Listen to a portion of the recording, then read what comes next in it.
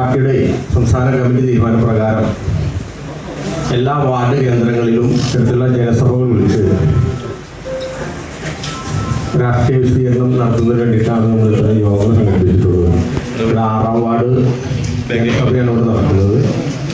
ഈ യോഗത്തിൻ്റെ അധ്യക്ഷനായിട്ട് കാഞ്ഞി സർവീസ് സഹകരണ ബാങ്കിൻ്റെ ബോർഡ് മെമ്പർ ബേബി മഞ്ഞളിയെ ക്ഷണിക്കുന്നു.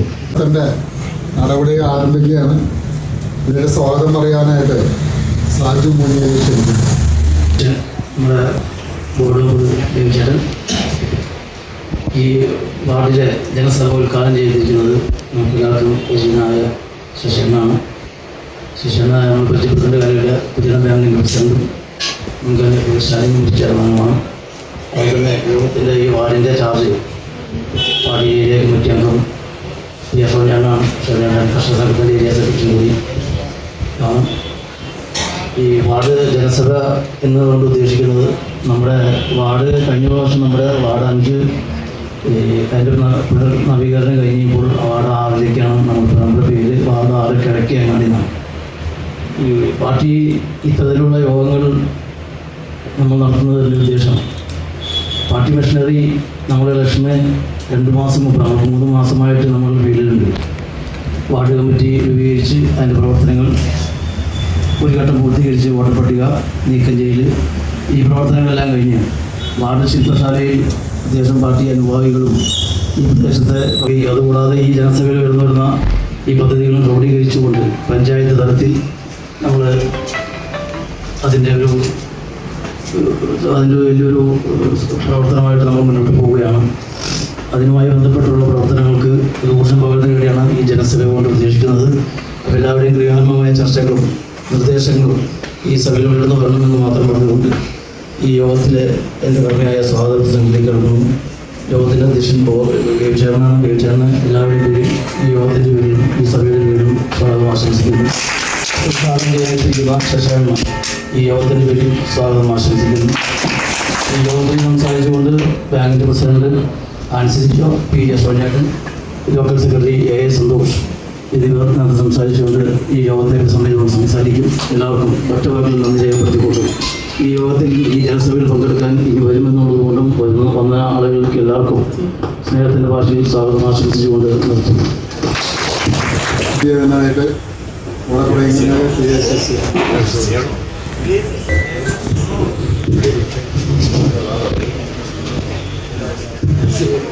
പ്രിയമുള്ള യോഗത്തിൻ്റെ അധ്യക്ഷൻ ശ്രീ ബേബി മഞ്ഞളി, ഇവിടെ വേദിയിലുള്ള ഈ വാർഡിൻ്റെ ചുമതലക്കാരനായിട്ടുള്ള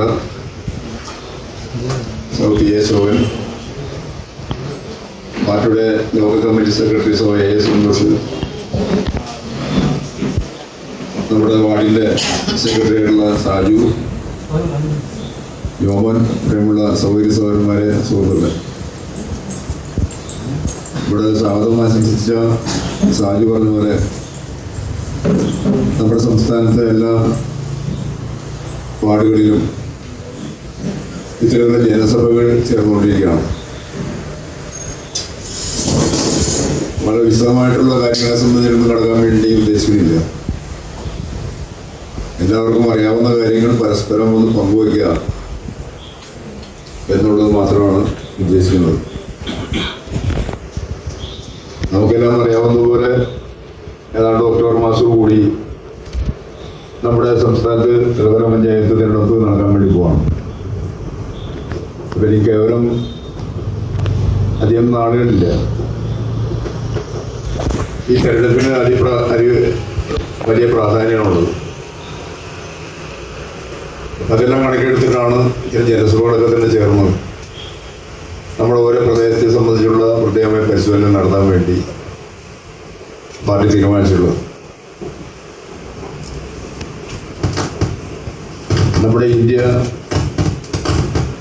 നേരത്തെ 29 സംസ്ഥാനം അടങ്ങുന്നതാണ് നമ്മുടെ രാജ്യം. 6 കേന്ദ്രഭരണ പ്രദേശങ്ങളുണ്ടായി.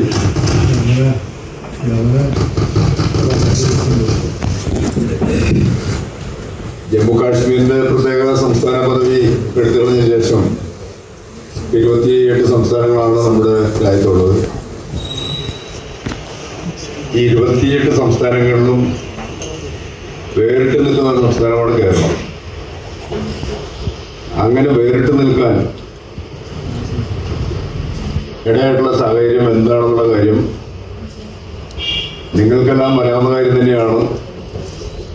അതെല്ലാം പരസ്പരം ഒന്ന് ഓർമ്മപ്പെടുത്താം എന്ന് മാത്രമാണ് ഉദ്ദേശിക്കുന്നത്. 1956 ഭാഷാടിസ്ഥാനത്തിലുള്ള സംസ്ഥാനങ്ങൾ രൂപീകരിക്കപ്പെട്ടത്. അതിനു മുമ്പ് മലബാറും കൊച്ചിയും തിരുവിതാംകൂറും ഉൾപ്പെടുന്ന നാട്ടുരാജ്യങ്ങളായിരുന്നു ഇന്ത്യയിൽ 10-60 വരുന്ന നാട്ടുരാജ്യങ്ങളുടെ കൂട്ടത്തിൽ നമ്മുടെ സംസ്ഥാനത്തുള്ളത്. 1956 ഭാഷാടിസ്ഥാന സംസ്ഥാനം രൂപീകരിക്കപ്പെടാൻ തുടർന്ന് ഈ 3 നാട്ടുരാജ്യങ്ങൾ ഉൾപ്പെടുന്ന പ്രദേശം കേരളം എന്ന പേരിൽ സംസ്ഥാനം രൂപീകരിക്കപ്പെട്ടത്. അതിനുശേഷം നടന്ന തെരഞ്ഞെടുപ്പാണ് 57 തെരഞ്ഞെടുപ്പ്. ആ തെരഞ്ഞെടുപ്പിൽ നമ്മുടെ സംസ്ഥാനത്ത് EMSന്റെ ഗവൺമെന്റ് അധികാരത്തിൽ വന്നു. കമ്മ്യൂണിസ്റ്റുകാരുടെ ഗവൺമെന്റ്. അതുവരെ നമ്മുടെ രാജ്യത്തുള്ള നമ്മുടെ പ്രദേശത്തുള്ള ജനങ്ങളുടെ അവസ്ഥ, നമുക്കൊന്നും സ്വന്തമായി ഭൂമി ഉണ്ടായിരുന്നവരല്ല. ഭൂമിയെല്ലാം ഒന്നിൽ ദേവസ്വത്തിന്റെ, അല്ലെങ്കിൽ ജന്മിയുടെ, അല്ലെങ്കിൽ സർക്കാരിന്റെ. ഈ രീതിയിലാണ് നമ്മുടെ ഭൂമിയുടെ എല്ലാം ഘടന. ആ ഭൂമി ഒന്നിൽ ദേവസ്വത്തിൽ നിന്ന് അല്ലെങ്കിൽ ജന്മിയുടെ നിന്നും ഒക്കെ തന്നെ പാട്ടത്തിനെടുത്ത് കൃഷി ചെയ്തുകൊണ്ടിരുന്ന ആളാണ് നമ്മുടെ ഈ പ്രദേശങ്ങളിലും നമ്മുടെ സംസ്ഥാനത്തും ഒക്കെ ഉണ്ടായിരുന്ന കൃഷിക്കാർ. ജന്മിക്കോ അല്ലെങ്കിൽ ദേവസ്വനാണെങ്കിലും അവർക്ക് എപ്പോ ഈ ആളുടെ അനിഷ്ടം തോന്നണം അപ്പോൾ വേണമെങ്കിൽ അവരെ ആ ഭൂമിയിൽ നിന്ന് ഇറക്കിവിടാം. യാതൊരു ഭൂമിക്ക് തന്നെ യാതൊരു അധികാരവും അവകാശവും ഈ ആളുകൾക്ക് തന്നെ അങ്ങനെ ഉണ്ടായിരുന്നില്ല. സ്വന്തമായി ഭൂമി പറഞ്ഞ ആളുകൾക്ക് തന്നെ ഉണ്ടായിരുന്നില്ല. 1957 EMSന്റെ ഗവൺമെന്റ് അധികാരത്തിൽ വന്നതിന് ശേഷം ആദ്യമായി പുറപ്പെടുവിച്ച ഓർഡിനൻസ് ഒന്ന്, ഈ കൈവശ ഭൂമിയിൽ നിന്ന് കർഷകരെ ഇറക്കിവിടാൻ പാടില്ല എന്നുള്ളതാണ്. മറ്റൊരു പ്രധാനപ്പെട്ട കാര്യം, തൊഴിൽ സമരങ്ങളിൽ പോലീസ് ഇടപെടാൻ പാടില്ല. അതുപോലെ വിദ്യാഭ്യാസ രംഗത്തുള്ള പരിഷ്കാരങ്ങൾ. ഈ 3 കാര്യങ്ങളാണ് പ്രധാനമായിട്ടും 1957 EMSന്റെ ഗവൺമെന്റ് അധികാരത്തിൽ നിന്ന് ഉടൻ തന്നെ നടപ്പാക്കിയിട്ടുള്ള കൊണ്ടുവന്ന ഓർഡിനൻസുകൾ. അതിന്റെ ഭാഗമായിട്ടാണ് ഭൂമിയിൽ പണിയെടുത്തിട്ടുള്ള ആളെ സംബന്ധിച്ച് അവർക്ക് ആ ഭൂമിയിൽ നിന്ന് ഇറങ്ങിപ്പോകേണ്ടാത്ത ഒരവസ്ഥ നിലയ്ക്ക് വന്നത്. അപ്പോഴും ഭൂമിയുടെ ഉടമാവസ്ഥം അവർക്ക് കിട്ടിയിരുന്നില്ല. പിന്നീട് 1967 EMSന്റെ തന്നെ വീണ്ടും വന്ന ഗവൺമെന്റ്. ആ ഗവൺമെന്റ് ഒരു 2-2.5 വർഷക്കാലം ഭരിച്ചോളൂ. നിങ്ങൾക്ക് അറിയാം, വലിയ വിമോചനം നമ്മുടെ സംസ്ഥാനം സംഘടിപ്പിച്ച് കേന്ദ്ര ഗവൺമെന്റൊക്കെ തന്നെ സഹായത്തോടുകൂടി സംഘടിപ്പിച്ച വിമോചനത്തിനൊക്കെ അടിസ്ഥാനത്തിൽ ആ സർക്കാരിനെ പിരിച്ചുവിടാണ് ചെയ്തത്. ഭൂരിപക്ഷമുള്ള സർക്കാരിനെ പിരിച്ചുവിടാണ് ചെയ്തത്. അതിനുശേഷം വീണ്ടും 67 EMSന്റെ തന്നെ ഗവൺമെന്റ് വീണ്ടും വരുന്നത്. ആ ഗവൺമെന്റ് വന്നപ്പോഴാണ് സമഗ്രമായിട്ടുള്ള ഒരു ഭൂപരിഷ്കരണ നിയമവും നമ്മുടെ സംസ്ഥാനത്ത് കൊണ്ടുവന്നത്. ആ ഭൂപരിഷ്കരണ ആൾക്ക് ഒരു കുടുംബത്തിന് കൈവശമാക്കിയുള്ള ഭൂമിയുടെ പരിധി നിശ്ചയിച്ചിരുന്നു. 15 ഏക്കർ ഭൂമിയാണ് ഒരാൾ കൈവശം വയ്ക്കാവുന്ന ഭൂമിയുടെ അളവ്. അതിൽ കൂടുതൽ ഭൂമി ആർക്കെങ്കിലും ഉണ്ടെങ്കിൽ അതെല്ലാം മിച്ചഭൂമി കണക്കാക്കി സർക്കാർ ഏറ്റെടുത്ത് നമ്മുടെ രാജ്യത്ത് ഭൂമിയില്ലാത്ത, നമ്മുടെ സംസ്ഥാനത്ത് ഭൂമിയില്ലാത്ത ആളുകൾക്ക്, പട്ടികജാതി പട്ടികവർഗപ്പെട്ട ആളുകൾക്കെല്ലാം തന്നെ വിലക്ക് നടത്താൻ വേണ്ടിയിട്ടാണ് അന്നത്തെ ഗവൺമെന്റ് ഈ ഭൂപരിഷ്കരണ നിയമം വഴി വിഭാവനം ചെയ്തു. എന്നാൽ ആ ഗവൺമെന്റ് 1969 ആ ഗവൺമെന്റ് രാജിവെക്കേണ്ട പ്രത്യേക സാഹചര്യം നമ്മുടെ സംസ്ഥാനത്തുണ്ടായി. പിന്നീട് ഈ നിയമം നടപ്പാക്കി കിട്ടാൻ വേണ്ടി അതിശക്തമായിട്ടുള്ള പ്രക്ഷോഭ സമരങ്ങളാണ് നമ്മുടെ സംസ്ഥാനത്ത് നടന്നത്. AKജിയുടെയും അതുപോലെ തന്നെ BSന്റെയും നാരായണന്റെയും അതുപോലെ നമ്മുടെ നേതാക്കളുടെയും നേതൃത്വത്തിൽ നമ്മുടെ സംസ്ഥാനത്തിൻ്റെ വിവിധ മേഖലകളിൽ മിച്ചഭൂമിയെ കണക്കാക്കിയിട്ടുള്ള എല്ലാ ഭൂമിയിലും അത് ഭൂമിയിൽ പ്രവേശിക്കാനും കുടിയെടുപ്പ് താമസിക്കുന്ന ആളുകളെ സംബന്ധിച്ച് അവരെല്ലാം അവകാശം സ്ഥാപിക്കുന്നതിന് വേണ്ടി ആ കുടിയെടുപ്പുള്ള സ്ഥലങ്ങളെ വളർച്ചയെടുക്കൊണ്ട് അവർ സ്വന്തമാക്കാൻ വേണ്ടിയുള്ള നടപടികൾ അന്ന് CPM അടക്കമുള്ള കർഷക പ്രസ്ഥാനം അടക്കം സ്വീകരിച്ചു. മുന്നോട്ട് വരണം എന്ന് മാത്രം ഏറ്റവും വിനീതമായി അഭ്യർത്ഥിച്ചുകൊണ്ട് ഈ ജനസഭ ഉദ്ഘാടനം ചെയ്ത വാക്കുകൾ അവസാനിപ്പിക്കുന്നു. എല്ലാവർക്കും നന്ദി, നമസ്കാരം.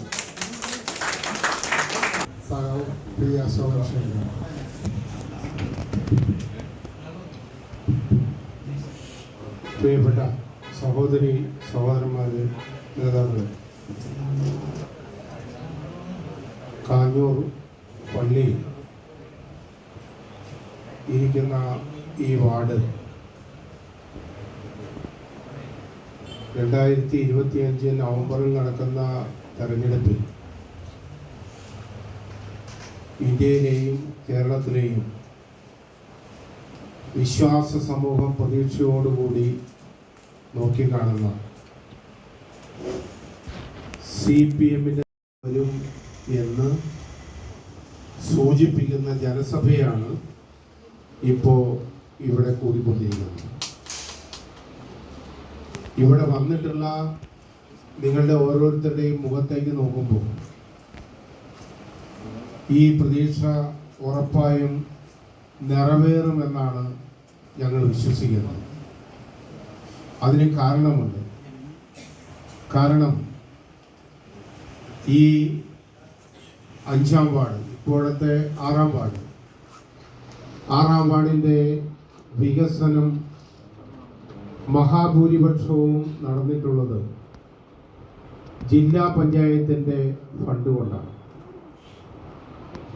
നമ്മുടെ ഈ പള്ളിയുടെ മുൻഭാഗത്തും പരിസര പ്രദേശത്തുമുള്ള എല്ലാ റോഡുകളും ടൈലിട്ടതും അതിൻ്റെ വർക്കുകൾ പൂർത്തീകരിച്ചു. തെക്കേങ്ങാടി കാഞ്ഞൂർക്കുള്ള റോഡിൻ്റെ വർക്കടക്കം ഈ തിരുനാളുമായി ബന്ധപ്പെട്ട് പൂർത്തീകരിച്ചത് ജില്ലാ പഞ്ചായത്തിൻ്റെയും സർക്കാരിൻ്റെയും ഫണ്ട് കൊണ്ടാണ്. ജില്ലാ പഞ്ചായത്തിൻ്റെ ഫണ്ട് കൊണ്ടാണ് ഞങ്ങളെല്ലാം ഇടപെട്ടുകൊണ്ട് വാർഡ് ആര് ഭരിക്കുന്നു എന്ന് നോക്കാതെ പുണ്യാളൻ്റെ മുൻഭാഗം ഏറ്റവും ഭംഗിയാക്കി കൊടുക്കേണ്ടത് LDFൻ്റെ കടമയാണ് എന്ന് കണ്ടുകൊണ്ടാണ് ശാരദ ചേച്ചിയോട് 2 തവണ പറഞ്ഞുകൊണ്ട് ആ പ്രദേശമാകെ വീതി കൂട്ടി ടൈലിട്ട് എത്ര വർഷമായി ആ നിലയ്ക്കൊരു റോഡ് സജ്ജീകരിച്ചു കൊടുക്കാൻ നമുക്കാണ് കഴിഞ്ഞത്. നമ്മുടെ വാർഡിൽ ലൈഫിൻ്റെ 8 വീടുകൾ പണി പൂർത്തീകരിച്ചു. കേരള സർക്കാരാണ് ആ ലൈഫ് വീടുകൾ കൊടുത്തത്. അതുപോലെ തന്നെ നമ്മുടെ വാർഡ് ഏതെന്ന് നോക്കാതെ വെള്ളപ്പൊക്കം വന്നപ്പോഴും കൊറോണ വന്നപ്പോഴും അതുപോലുള്ള എല്ലാ സന്ദർഭങ്ങളിലും ഇവിടെ നമ്മുടെ ജോമോനും നമ്മുടെ സാജു പാപ്പച്ചനും സുഭാഷും ജോസും അതുപോലെ സാജു ജോസും ഇവിടെയുള്ള നേതാക്കന്മാരുമാണ്. എന്തിനേറെ ഒരു ചെറിയ തർക്കമുണ്ടായ ഒരു പോലീസ് സ്റ്റേഷൻ കേസ് വന്നാൽ പോലും ഇവിടെയുള്ള ആളുകളെ രാഷ്ട്രീയം നോക്കാൻ, നമ്മുടെ വീട്ടിൽ ഒരു കല്യാണം വന്നാൽ, നമ്മുടെ വീട്ടിൽ അല്പം ഒരു വിദ്യാഭ്യാസത്തിന് പൈസ വേണ്ടി വന്നാൽ നമ്മുടെ വാർഡിലെ എല്ലാ രാഷ്ട്രീയക്കാരും അന്വേഷിക്കുന്നത് ബേബി ചേട്ടനെയും സാജുവിനെയും ജോമോനെയുമാണ്. രാഷ്ട്രീയം നോക്കാതെയാണ് കാഞ്ഞൂർ സഹകരണ ബാങ്കിൽ നിന്ന് ഇവിടെയുള്ള ഏതൊരു രാഷ്ട്രീയക്കാരനാകട്ടെ രാഷ്ട്രീയമില്ലാത്തവനാകട്ടെ അവരുടെ വീടുകളിലെ എല്ലാ ആവശ്യങ്ങളും നിറവേറ്റി കൊടുക്കുന്നത് ഇടതുപക്ഷ ജനാധിപത്യ മുന്നണി ഭരിക്കുന്ന കാഞ്ഞൂർ സർവീസ് സഹകരണ ബാങ്ക് ആണ് എന്നത് ആർക്കാണ് ഇവിടെ അറിഞ്ഞുകൂടാത്തത്? ഏതെങ്കിലും ഒരു റോഡ് മോശമായി കഴിഞ്ഞാൽ, പ്രത്യേകിച്ച് നമ്മുടെ കാഞ്ഞൂർ പള്ളിയുടെ പുറകുവശം ഏറ്റവും പാവപ്പെട്ടവരിൽ പാവപ്പെട്ടവരായി താമസിക്കുന്ന പ്രദേശത്തുള്ളവർ അവരുടെ റോഡുകളെല്ലാം തകർന്നു കിടക്കുമ്പോൾ അതെല്ലാം നന്നാക്കേണ്ട ഉത്തരവാദിത്തം ഗ്രാമപഞ്ചായത്തിനാണ് എന്ന് നമുക്കറിയാം. ഏതെങ്കിലും റോഡ് നന്നാക്കാൻ കഴിഞ്ഞില്ലെങ്കിൽ അത് സർക്കാരിൻ്റെ കുഴപ്പമാണ് എന്ന് വാർഡ് മെമ്പർ പറയുന്ന ചില സ്ഥിതി ഞങ്ങളുടെ ശ്രദ്ധയിൽപ്പെട്ടിട്ടുണ്ട്. തൻ്റെ മുഖം വികൃതമാണെന്ന് അറിഞ്ഞുകൊണ്ട് തന്നെ ഇന്നാൽ ഇരിക്കട്ടെ സർക്കാരിൻ്റെയും മുഖം വികൃതമാക്കാം എന്നൊരു രീതി നാം കാണുകയാണ്. പ്രിയപ്പെട്ടവരെ, നമ്മുടെ കാഞ്ഞൂർ പഞ്ചായത്തിൻ്റെ പ്രസിഡന്റായി, വികസന സ്റ്റാൻഡിംഗ് കമ്മിറ്റി ചെയർമാനായി നിരന്തരം അധികാരത്തെ ഇവിടെ ഇഷ്ടംപോലെ കുട്ടികളാണ് ഇരിക്കുന്നത്. കുട്ടികൾക്ക് വേണ്ടി ഒരു പാർക്ക് തുടങ്ങാൻ കഴിയും. ഇവിടെ അമ്മമാര് എത്ര അമ്മമാര്, വിദ്യാഭ്യാസമുള്ള എത്രയോ പെൺകുട്ടികളും അമ്മമാരുമുണ്ട്. അവർക്ക് വേണ്ടി ഒരു സ്വയം സംരംഭക പ്രസ്ഥാനം ഈ വാർഡിൽ തുടങ്ങാൻ കഴിയും. മാതൃകാ സ്ഥാപനം തുടങ്ങാൻ കഴിയും. തെക്കേങ്ങാടിയിലെ വെള്ളക്കെട്ട് പരിഹരിക്കാൻ 15 വർഷമായി ഇവർക്ക് കഴിഞ്ഞിട്ടുണ്ടോ? മൂർത്തമായ ജീവിത പ്രശ്നങ്ങൾ ഒന്നിനോടും നീതി പുലർത്താൻ കഴിയാത്ത ഒരു പഞ്ചായത്താണ് UDF ഭരണസമിതി എന്ന് നിങ്ങൾക്കറിയാം. ഒരു പാർട്ടി തന്നെ ഭരിക്കുമ്പോൾ എന്തിനാണ് 3 പ്രസിഡന്റ് ഒരേ പാർട്ടിയിൽ നിന്നും മാറി വരുന്നത്? അങ്ങനെ മാറി വരുന്നത് അഴിമതിയുടെ ഭാഗമാണ് എന്ന് ഇടതുപക്ഷ ജനാധിപത്യ മുന്നണി തെളിവുകൾ നിരത്തി ഏതാണ്ട് 7 സമരങ്ങൾ പഞ്ചായത്തിന് മുമ്പിൽ നടത്തിയിട്ടുണ്ട്. നമ്മുടെ ചില പഞ്ചായത്തുകൾ ഹരിതകർമ്മ സേനാംഗങ്ങൾക്ക് ഏറ്റവും ഉയർന്ന ബോണസ് സർക്കാർ നൽകുന്നത് കൂടാതെ കൊടുത്തു. ഇവിടെ ഏതെങ്കിലും ഒരു ഹരിതകർമ്മ സേന എന്ന് പറയുന്ന ആ ബ്രിഗേഡിയറിലെ നമ്മുടെ ആളുകൾക്ക് നമ്മുടെ സർക്കാർ കൊടുത്തത് വിട്ടിട്ട് ഒരു പൈസ കൊടുത്തിട്ടുണ്ടോ? ബാലവാടി ആശാ വർക്കർമാർക്ക് എന്തെങ്കിലും സംഭാവന ചെയ്തിട്ടുണ്ടോ? പ്രിയപ്പെട്ടവരെ, നമ്മളെല്ലാം തെരഞ്ഞെടുപ്പ് വരുമ്പോൾ സോപ്പിട്ട് ചേച്ചി ചേട്ടാ എന്ന് വിളിച്ച് വോട്ട് വാങ്ങുന്ന ആള് ഏതെങ്കിലും ഒരു രാഷ്ട്രീയ പാർട്ടിയുടെ മുഖമാണോ? അല്ല.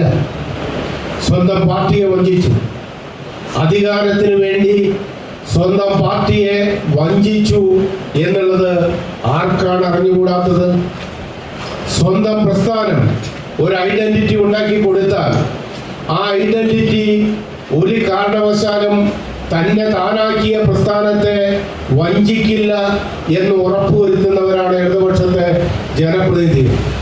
എന്നാൽ നാം കഴിഞ്ഞ തെരഞ്ഞെടുപ്പിൽ ഇവിടെ കണ്ടതെന്താ? തന്നെ താനാക്കിയ പ്രസ്ഥാനത്തെ പുറംകാല കൊണ്ട് അടിക്കുന്ന ഒരു ചിത്രമാണ് കഴിഞ്ഞ തെരഞ്ഞെടുപ്പിൽ നാം കണ്ടത്. താൽക്കാലികമായ ചില സ്വാധീനങ്ങൾ കൊണ്ട് ജയിച്ചു വന്നു എന്നുള്ളത് സത്യമാണെങ്കിലും നമുക്കറിയാം, ആത്മാവ് നഷ്ടപ്പെട്ടിട്ട് ജീവിച്ചിട്ട് എന്ത് കാര്യം എന്ന് നമ്മളെ പഠിപ്പിച്ചത് ബൈബിൾ എന്ന് പറയുന്ന ഏറ്റവും വിശുദ്ധമായ പുസ്തകമാണ്. ആ ആത്മാവിനെ നഷ്ടപ്പെടുത്തിക്കൊണ്ടാണ് ജീവിക്കുന്നത്. പ്രിയപ്പെട്ടവരെ, ഞാൻ പറഞ്ഞത് ഏതെങ്കിലും ഒന്ന് നിങ്ങൾക്ക് കളയാനുണ്ടെങ്കിൽ കളയാം. അല്ല, ഇതെല്ലാം സത്യമാണെന്ന് നിങ്ങൾക്ക് തോന്നുന്നുണ്ടെങ്കിൽ ഇവിടെ ഇന്ന് വന്നിട്ടുള്ള 60-ൽ പരം അമ്മമാര്, കാരണവന്മാര്, ചെറുപ്പക്കാര്, എനിക്ക് തോന്നുന്നത് ഈ വാർഡിന്റെ ചരിത്രത്തിൽ ഒരു ജനസഭയിൽ 60 പേര് പങ്കെടുക്കുന്നത് ചരിത്രത്തിൽ ആദ്യമാണ്. ഇല്ലേ ജോസഫ്? ചരിത്രത്തിൽ ആദ്യമാണ്. ഇതൊരു വിളംബരമാണ്. ഈ വാർഡ് ഇടതുപക്ഷം പിടിക്കുമെന്നുള്ള വിളംബരമാണ് ഈ ജനസഭ ഇന്ന് സാക്ഷ്യപ്പെടുത്തുന്നത്. ഒരു വാർഡും ബാലികേറാമലയല്ല. ഇതിനേക്കാൾ ബാലികേറാമലയായിരുന്ന 12ാം വാർഡാണ്. ഒരു ചെടിയിൽ നിന്ന് പൂ പറിച്ചെടുക്കുന്നത് പോലെ നമ്മുടെ പ്രിയപ്പെട്ട സഖാക്കൾ CPM-നെ പരിചയപ്പെടുത്തി, ഇടതുപക്ഷത്തെ പരിചയപ്പെടുത്തിയപ്പോ 300-350 വോട്ടിന് ജയിക്കുന്ന UDF ജയിക്കുന്ന 12ാം വാർഡിൽ ഇടതുപക്ഷം 136 വോട്ടിന് ജയിച്ചത്. ഇന്ന് ആ വാർഡിന്റെ സ്ഥിതി എന്താ? ഇടതുപക്ഷത്തെ കുറിച്ചുള്ള എന്തെല്ലാം നുണപ്രചരണങ്ങളാ! നമ്മള് വിശ്വാസമില്ലാത്തവരാണ്. എന്ത് നാക്കിൽ പുഴുവരുന്ന നുണയാണ് പ്രചരിപ്പിക്കുന്നത്. കമ്മ്യൂണിസ്റ്റ് പാർട്ടിയുടെ നേതാക്കന്മാരുടെ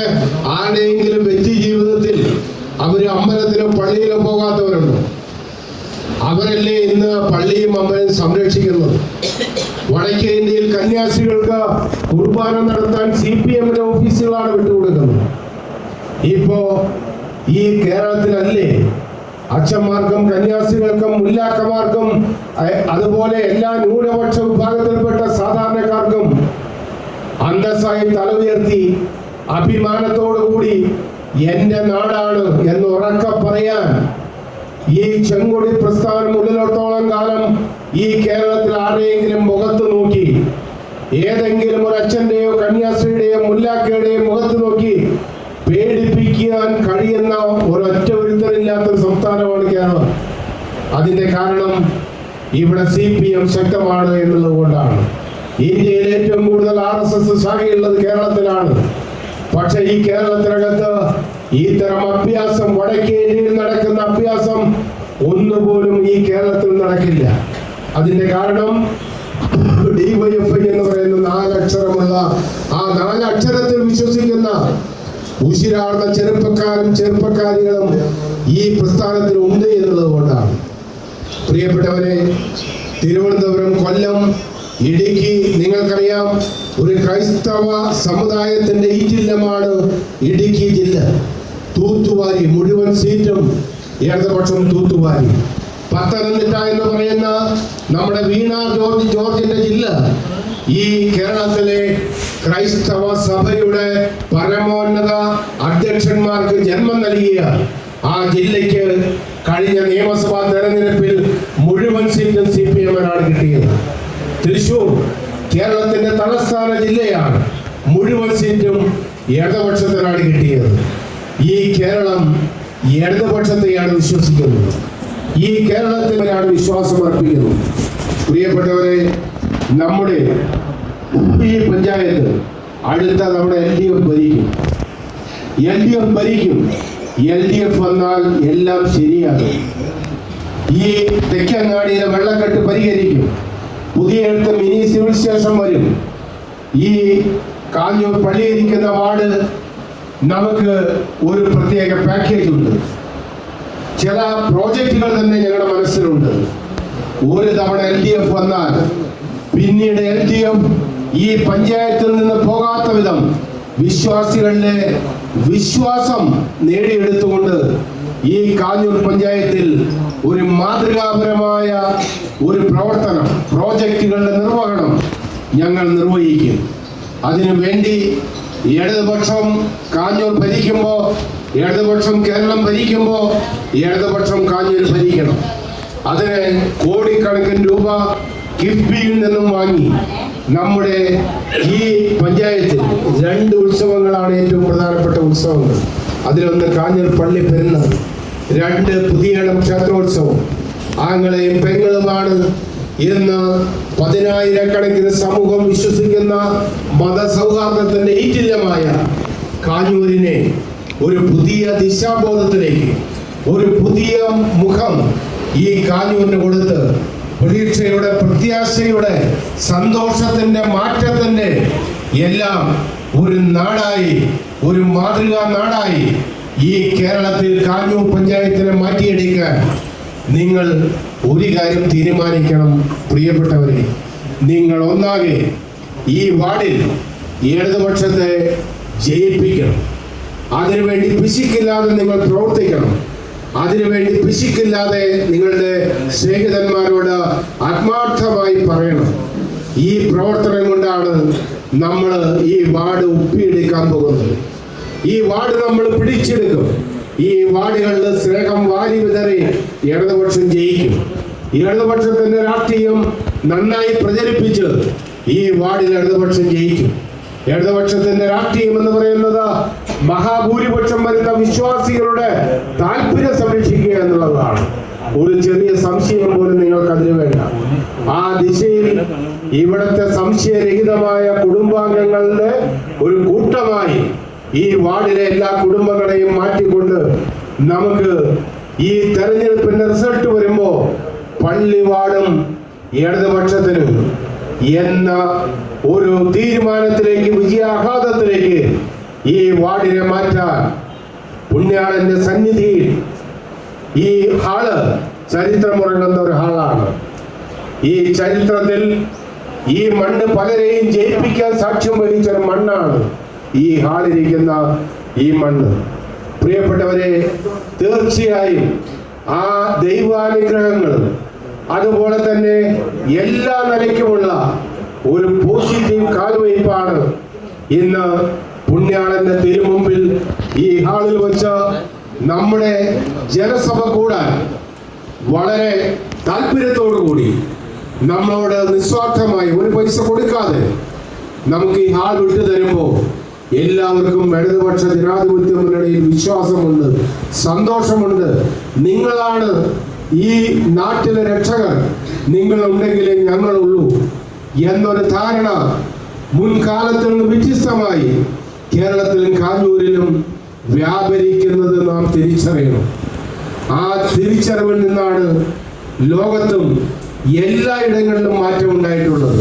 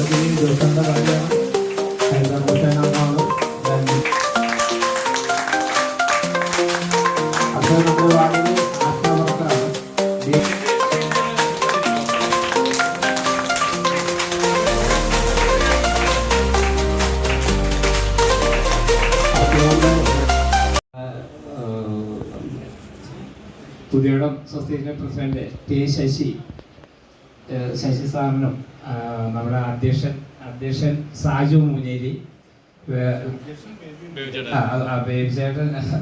അധ്യക്ഷൻ ബേബിചേട്ടനും, അശോകൻ നമ്മുടെ അങ്കമാലി ഏരിയ കർഷക നേതാവ് അശോകൻ സഖാവിനും, നമ്മുടെ Kanjoor branch secretary local secretary നമ്മുടെ സന്തോഷിനും, നമ്മുടെ തട്ടാമ്പടി ബ്രാഞ്ച് സെക്രട്ടറി ജോമോനും, കൂടാതെ ഇവിടെ കൂടിയിരിക്കുന്ന എല്ലാ നല്ലവരായ നമ്മുടെ പ്രവർത്തകർക്കും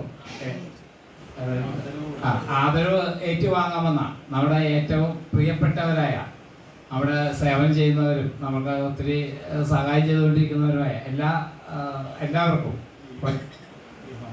ഈ ഹാള് നമുക്ക് തന്ന എടശ്ശേരി ഡേവിസേട്ടനും എല്ലാവർക്കും ഒറ്റ വാക്കിൽ നന്ദി ആശംസിച്ചുകൊണ്ട് നിർത്തുന്നു.